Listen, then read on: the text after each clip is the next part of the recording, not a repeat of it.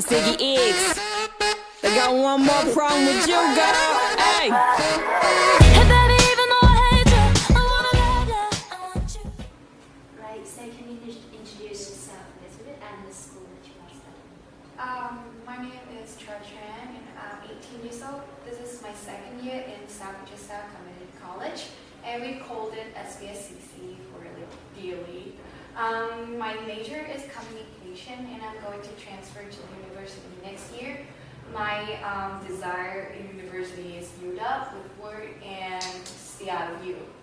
And I'm going to focus on communication major, but to be more specific, I want to study public relations.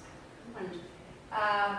And I'm the senator of public relations, working for the student government school, and I have a lot of opportunities to raise student voices, as well as working on demands of the students in a school. Well, that's excellent. So for just 2 years, you've achieved quite a lot. So can you tell us about 3 things that you have learned throughout the 2 years at this school? So in my college life, I've learned a lot beside of the lesson in class. But 3 things I learned the most.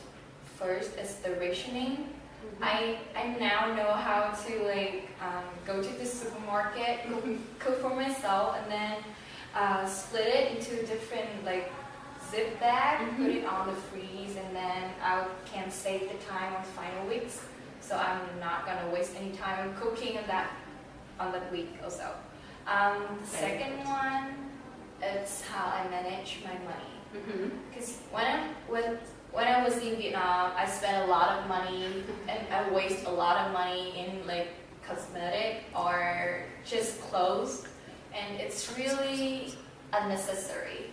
Right. But now I know that that's the money I earn from working in school, and that's how and somehow I need to manage them to have a better month, instead of having a really big meal in the beginning of the month, and then instant noodle in the some final day of the month. That's true.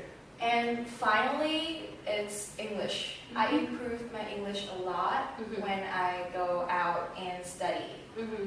Different from Vietnam, well, I went to a lot of extra classes, but it's not really, I didn't have many opportunity to talk to someone totally in English. Right. And now I'm confident with my English. It's not really perfect, but now I can communicate easier, and I can be more confident, be more awareness, and by talking to others, learning from other students and teachers. Well, I think studying abroad, especially USA, it's a great opportunity to improve my English. Lovely. Well, I understand that going abroad to study is not just always positive. There must be challenges as well. So can you talk about those as well? I think that many parents and students are misunderstanding about going out and studying abroad.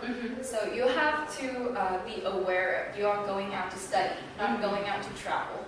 If you're going on travel, you can go to a really expensive restaurant every day, and then live in a really fancy room with all the furnitures. But you are going to be away from your family, out of your parents, and the only thing you have is yourself and your abilities. If you're not training yourself really well, and if you cry in the middle of no one, and then no one's there for you at that. So I have quite a hard time in the beginning month when I was in the US. It was totally different from what I expected. I called my mom and I cried because I was my parents' princess, when I was in Vietnam. They was like really took care of me. But then when I was in US, I have to go to the supermarket to buy the tissue. I have to buy everything on my own with my money. And I'm lacking of money at that time because I spent too much at the beginning of the month. And my mom at that time, she also cried. But she said that it's a lesson. It's a life lesson for me to learn. And I have to approve it. I have to absorb all the difficulties so that I can learn more and to be more, I like to have the strength to deal everything on my own. And I appreciate my mom said that to me, and it's shaped my personalities. And now I'm confident. I'm good with everything going on in my life, and I didn't regret anything. That's wonderful. So I'd like you to leave a message for our next class. Hi. I just want to say with you guys that just go out there, deal with everything on your own, and then raise your voices. Because as long as you raise your voice, everyone is there for you. But if you keep silence and miscommunicate with everyone around you, you are making yourself more difficult to get to know everything around you. Thank you very much. Thank you.